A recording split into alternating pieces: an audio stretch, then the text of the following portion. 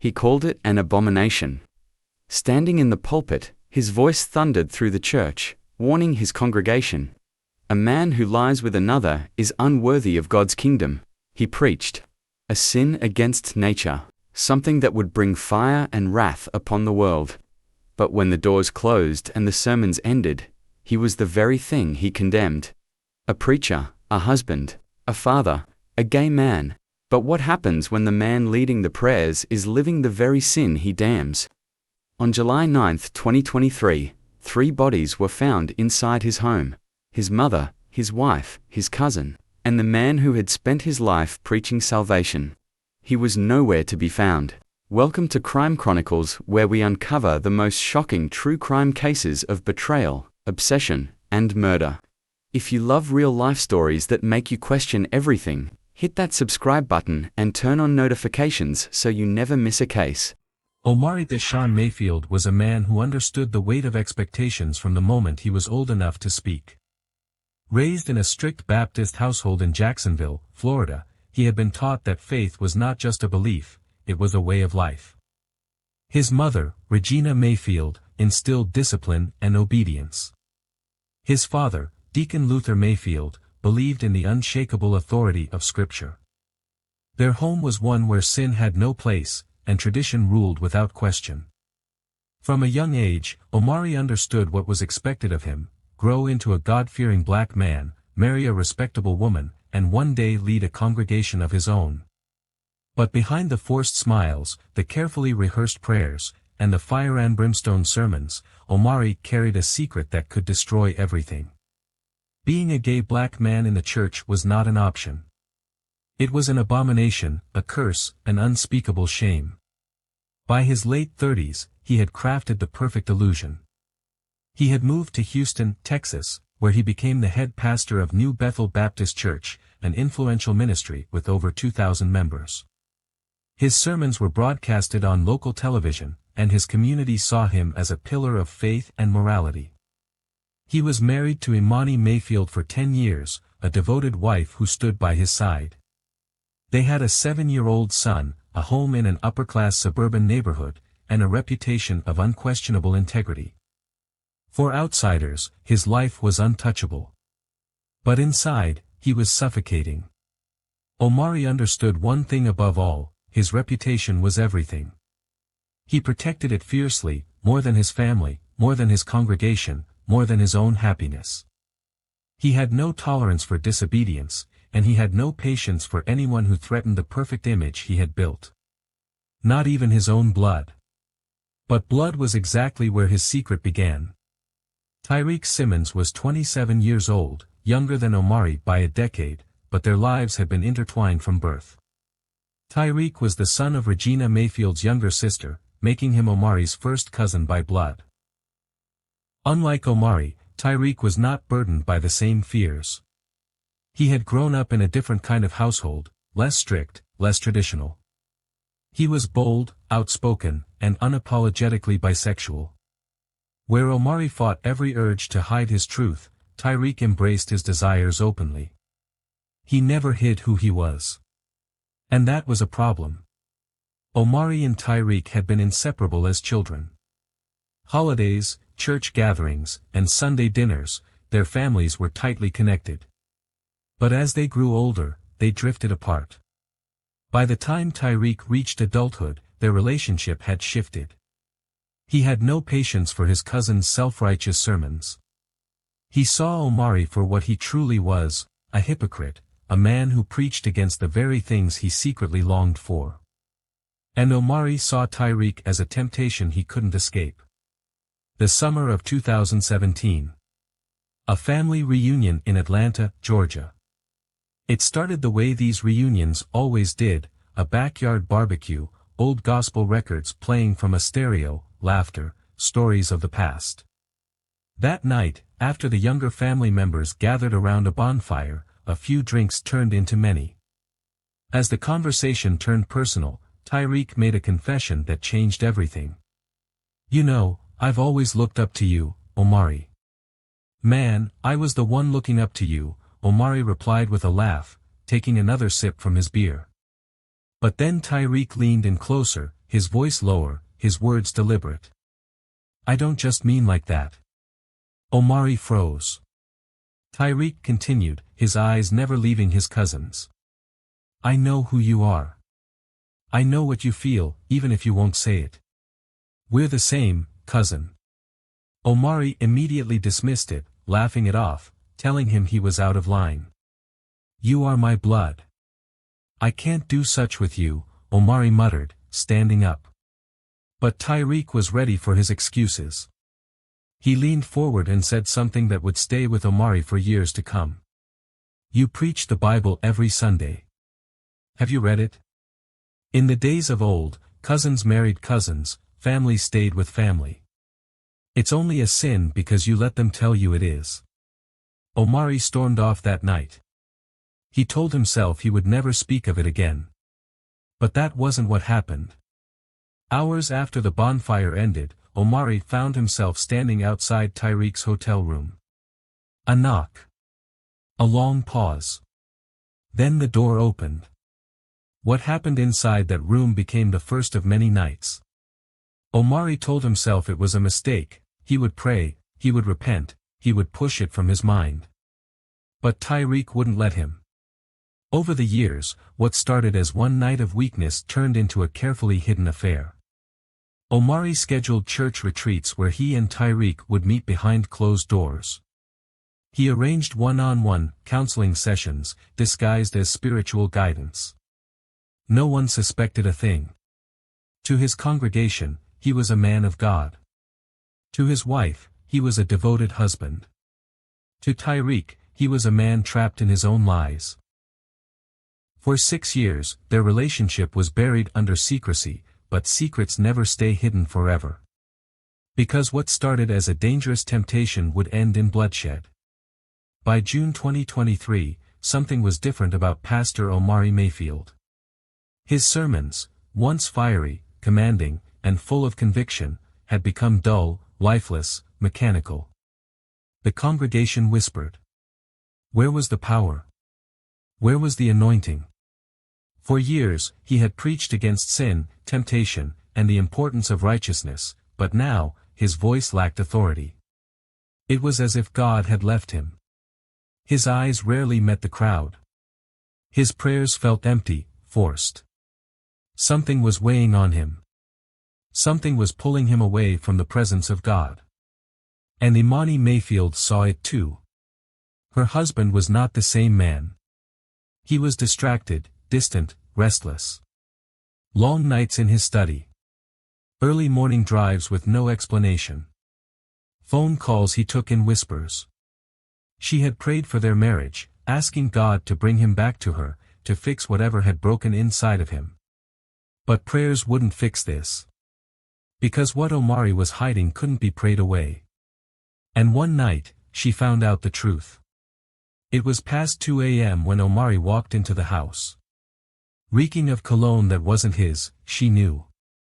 Imani lay in bed, eyes shut, breathing steady, pretending to be asleep. She heard his footsteps pause in the doorway, felt him stand there for a moment as if debating whether to speak. Then, he sighed and walked into the bathroom. The second the door shut, she turned over and reached for his phone. For months, something inside her had whispered check it. That night, she finally listened. The screen was unlocked.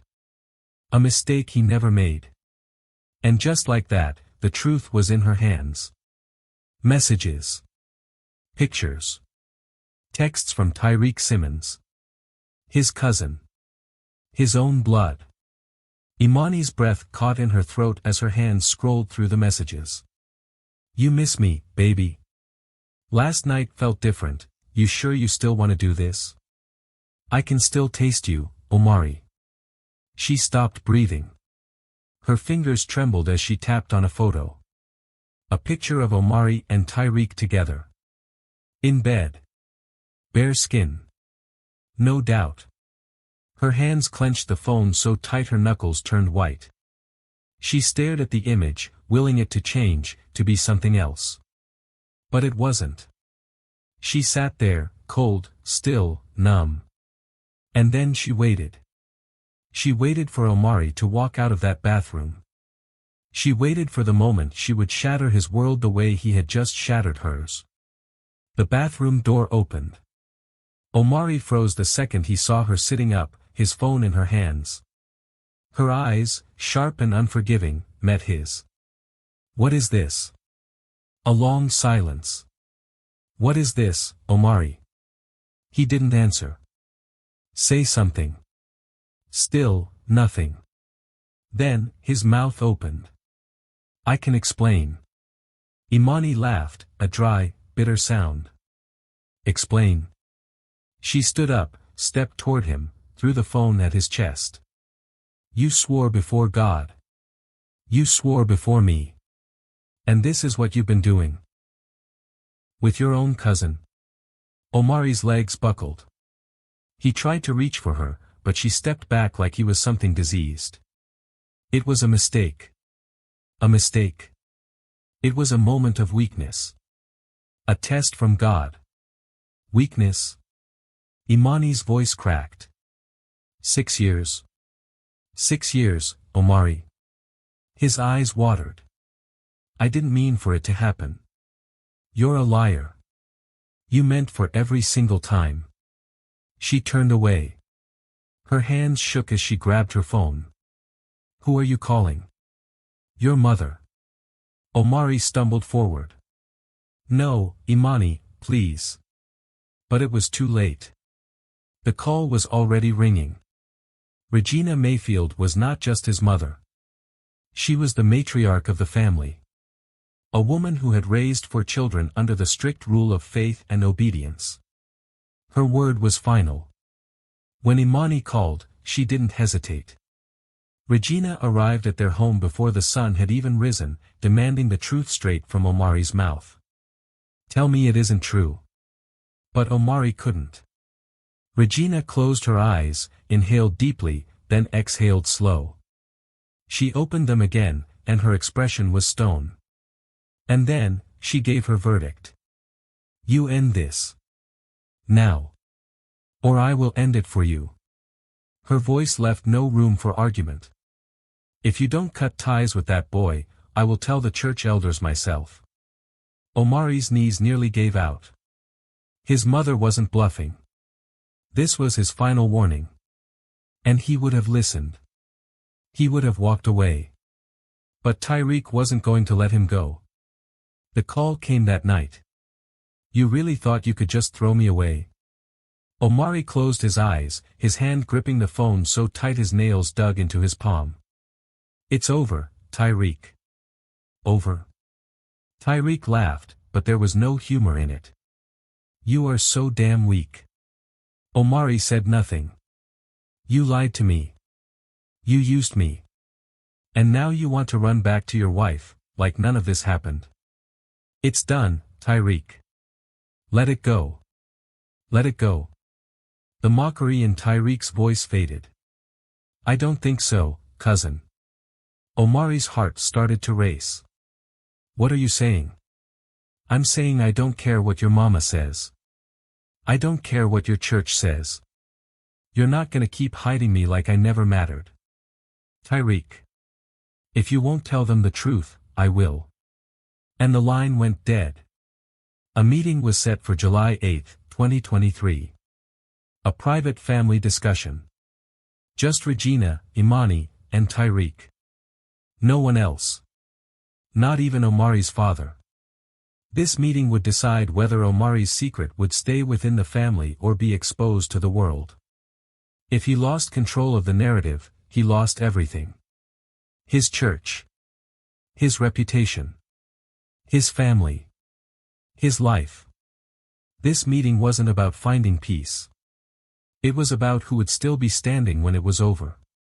The family intervention on July 8, 2023, was supposed to be a reckoning, a final attempt to contain a secret that had spiraled out of control. Regina demanded repentance. Imani demanded honesty. Tyreek demanded the truth be told, no matter the cost. Omari Mayfield walked into that meeting knowing his life would never be the same. But by the time the night was over, 3 people lay dead. The silence of the early morning was broken by the sound of gunfire and a single piercing scream. A neighbor, awoken by the chaos, reached for her phone. Her voice was shaky as she spoke to the dispatcher. "I heard something, gunshots. Screaming. It came from the Mayfield's house. Oh my God, something's wrong." The call happened at 3:17 a.m. Within minutes, Birmingham police arrived at the house, a two-story brick house that now stood eerily still. The front door was unlocked. The lights inside were on, but no movement. Officers entered, weapons drawn. And what they found inside would send shockwaves through the entire community. 3 bodies. 3 rooms. 3 different ways to die. This was not a spontaneous act of violence. This was controlled. Intentional. Personal. Regina Mayfield, mother. Found seated in the living room, her hands clutching a Bible, her eyes still open in horror. A single gunshot wound to the head, execution style, the bullet lodged deep into her skull. The Bible on her lap was stained with blood, its pages open to Leviticus 20 verse 13, the verse condemning homosexuality. 1 shot. 1 final judgment. Tyreek Simmons, cousin and lover. The smell of iron and bleach led officers down the hall to the bathroom.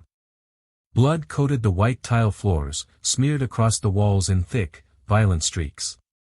10 stab wounds, 5 to the chest, 3 to the abdomen, 2 to the throat. Defensive wounds on his forearms and hands. Tyreek had fought back. His eyes were still open, his mouth slightly parted, as if he had died mid-scream.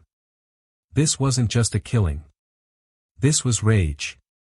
Imani Mayfield, wife. The garage door was slightly open, a cold draft sweeping through the space. Imani's body was on the floor, one hand resting against the side of her car, her face frozen in terror. A long electrical cord was wrapped around her throat, deep bruising evident where the wire had dug into her skin. Her wedding ring was missing, a final insult. This wasn't just murder. This was punishment. The house was too clean. Too precise. Someone had staged this crime scene before they left. And that someone was missing. The evidence that told a story. No forced entry. The door was unlocked. No signs of struggle or forced access. Whoever did this was let in willingly. Tyreek's phone, the blackmail evidence. Recovered near his body, soaked in blood. Detectives extracted messages between Tyreek and Omari. One message stood out, sent hours before his death. "Either you tell them, or I will." Blood on Omari's clothes, but no Omari. A small pile of clothes was found in the bathroom hamper, damp with blood splatter. A pair of shoes, partially cleaned, still had traces of blood in the grooves of the soles. Omari's wallet, watch, and car keys were gone. He had left in a hurry. But he had also tried to cover his tracks. Omari Mayfield had one motive: silence the people who could ruin him. But the truth doesn't die so easily. And neither does justice. Bottom of Formby. The time first responders arrived, Omari Mayfield was nowhere to be found. The house was a scene of devastation, but it was also carefully staged. Something about it felt too perfect, too controlled. And the investigators were about to uncover a truth far worse than they expected. Detectives immediately turned to nearby security cameras. At 3:09 a.m., exactly 8 minutes before the 911 call, Omari's white Chevrolet Tahoe was captured leaving the Mayfield residence, speeding down. He wasn't rushing away in panic. He wasn't frantic or erratic. He was calm, calculated, like a man who had just finished what he came to do. And just like that, he vanished into the night. Detectives retrieved Tyreek's phone, which was soaked in blood but still operational. They pulled the last conversation between Omari and Tyreek, exchanged just hours before the murders. "They know, Omari. You can't stop this now. You don't understand what you're doing." You're going to ruin everything, me, my family and church. You already ruined yourself. I'm done protecting you, Omari. Either you accept this relationship or face me. I don't care about your mom decision or the church or family knowing, don't do this. Omari said, watch me. Tyreek last message. The last text was never responded to. By 3:09 a.m., Tyreek was dead. And Omari was gone. Autopsy reports, how they died. 3 deaths. 3 different forms of punishment. Regina Mayfield, execution. 1 bullet to the head. Close range. No struggle. The Bible found near her body was open to Leviticus 20 verse 13, the passage condemning gay. It was not a message to her, it was a message to himself. Tyreek Simmons, overkill. Stabbed 10 times. 5 to the chest. 3 to the stomach. 2 to the throat. Defensive wounds on his forearms. He fought back. Deepest wounds were in the heart. This wasn't just murder. This was rage. Betrayal. Revenge. Imani Mayfield, the personal kill. Strangled with an electrical cord. The deep bruising suggested a slow, deliberate act. Her wedding ring was missing, an act of erasing her presence from his life. This was not a quick death. It was a message. A punishment. Each murder told a story. Each act was intentional. And there was only one person who had a reason to commit them all.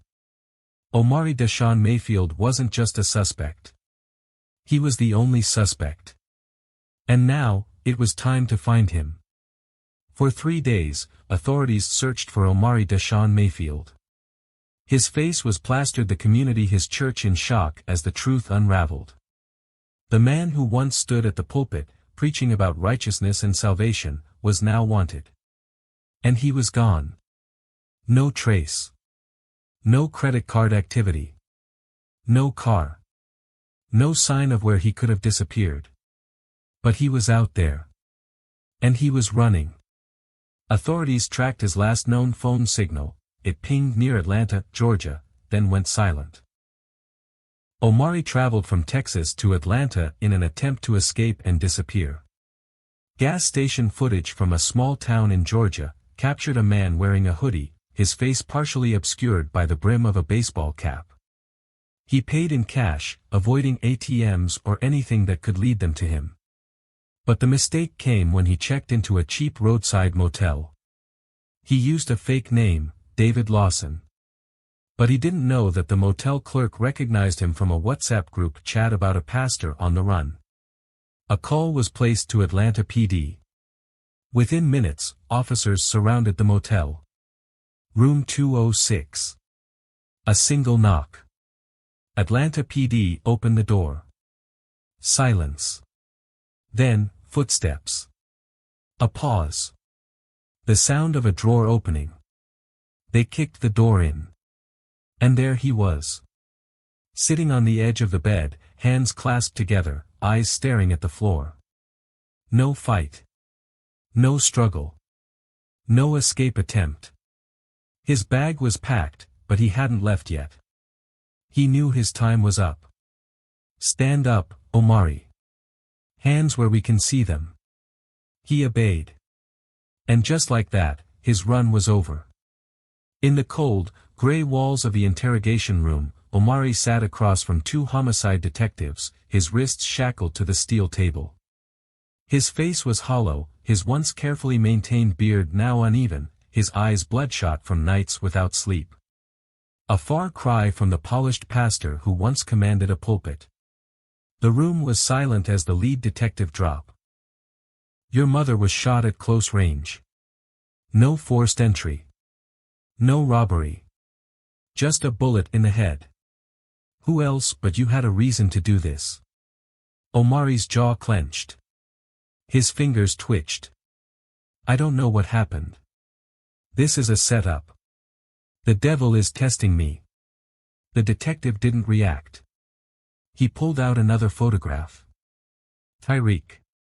Stab wounds covering his chest, abdomen, and throat. Blood everywhere. Tell me why your cousin is dead in your house.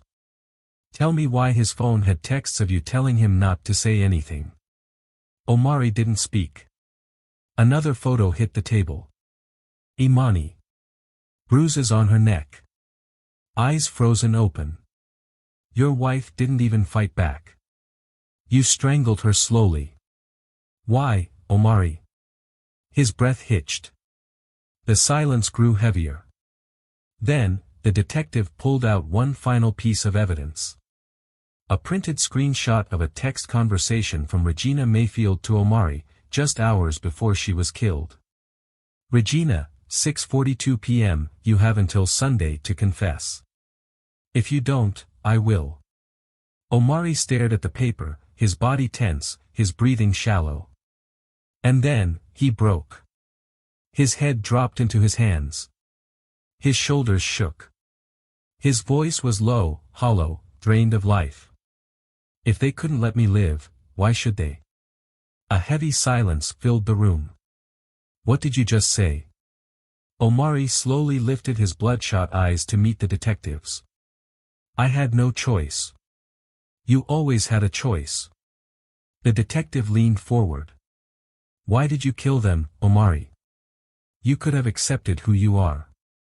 Omari's lip quivered, but his voice came out flat. Emotionless. Final. My life was over the second they found out. With that, the interrogation was over. Omari Mayfield had nothing left to say. And now, justice would decide his fate. The courtroom was packed. Every seat taken. Reporters lined the back, cameras rolling, capturing the downfall of Pastor Omari Mayfield, a man who once stood behind a pulpit, now seated in a defendant's chair, shackled at the wrists. For weeks, the case had dominated headlines, splitting public opinion. Some called him a murderer consumed by his own deception. Others saw him as a man broken by the weight of religious pressure. But when the trial began, the evidence spoke louder than any sermon he had ever preached. The case against Omari. He killed to silence the truth. DNA, surveillance footage, deleted texts, and Tyreek's phone records, it all led back to him. He staged the crime scene, wiped away evidence, and fled across state lines. This was not a crime of passion, this was a calculated attempt to erase everyone who could expose him. He murdered his own mother, his cousin, and his wife, not because they wronged him, but because they knew the truth. A truth he was willing to kill for. The witness testimonies. A church deacon took the stand. He was always preaching against homosexuality, he just hid it well. The more he condemned it, the more I wondered if he was running from something. A neighbor testified about the gunshots and screams at 3:17 a.m. A forensic expert detailed how each victim was murdered differently, each death reflecting a deliberate and personal motive. The prosecution delivered its final blow, showing the final texts between Omari and Tyreek. If you won't tell them, I will. Don't do this. Watch me. Minutes later, Tyreek was dead. This was premeditated murder. Omari's lawyers had little to work with. So they tried to shift the blame. They argued temporary insanity, a man raised in strict religious doctrine, forced to live a lie, pushed to the edge. They painted him as a victim, a man who spent his life hiding, trapped between faith and identity. A psychologist testified, calling Omari a narcissist who saw exposure as a fate worse than death. But the prosecution was ready. What about his mother? Did she deserve to die for wanting the truth? What about his wife? Did she deserve to be strangled for asking for honesty? What about his cousin? Was he nothing more than an inconvenience? Omari never looked up. His head hung low, hands trembling, as the jury watched his every move. When the closing arguments ended, the jury was sent to deliberate. 9 hours later, they returned. The judge asked for silence. The foreman stood. On the charge of first-degree murder of Regina Mayfield, how do you find the defendant? Guilty. On the charge of first-degree murder of Tyreek Simmons, how do you find the defendant? Guilty. On the charge of first-degree murder of Imani Mayfield, how do you find the defendant? Guilty. The courtroom erupted, gasps, whispers, sobs from the victim's family. Omari did not react. His face was vacant, lifeless. The defendant is hereby sentenced to 3 consecutive life terms without the possibility of parole. He will serve his sentence at ADX Florence, the most secure federal prison in the United States. The gavel slammed. It was over. Omari would never walk free again. Omari Mayfield was no longer a pastor. His church was permanently closed, its doors locked, its congregation scattered. The case sparked national debates, forcing religious institutions to confront deep-rooted hypocrisy and the dangers of repression. But questions remained. Did anyone in his church know the truth? Were there other lovers Omari had hidden over the years? Had Tyreek threatened to expose Omari before? The world had its answers. But the full truth? That was buried with the dead. Omari Mayfield spent his life preaching against sin while living in it. He built a false image, convinced that hiding his truth would save him. But in the end, his fear of exposure led to murder. Now, his name is no longer spoken in reverence. It is remembered for one thing only, the man who killed to protect a secret. Was it worth it? Was it worth 3 lives?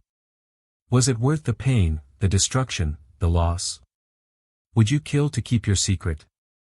Or would you rather live in truth, no matter the cost? Let us know your thoughts in the comments.